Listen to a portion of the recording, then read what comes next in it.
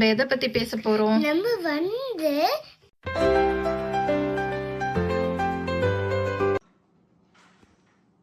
வணக்கம், என் பேர் குருபரன்.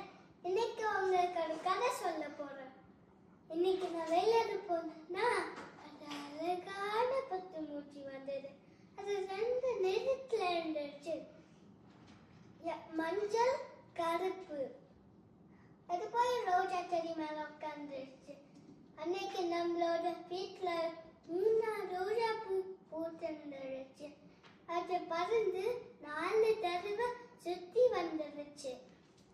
அதுக்கப்புறம் ரோஜா செடி மேல உட்காந்துச்சு. 5 விலங்குகள் அது பிடிக்கலான்னு போனேன்னா அது பறந்து போச்சு. பக்கத்துல பார்த்தா 6வது தக்காளி பழுந்துருச்சு. அதெல்லாம் பேச்சு வச்சுக்கிட்டேன். திடீர்னு திரும்பி பார்த்தா அது 7வது எல்லாம் வாழைப்பழத்துல பூத்து வந்துருச்சு.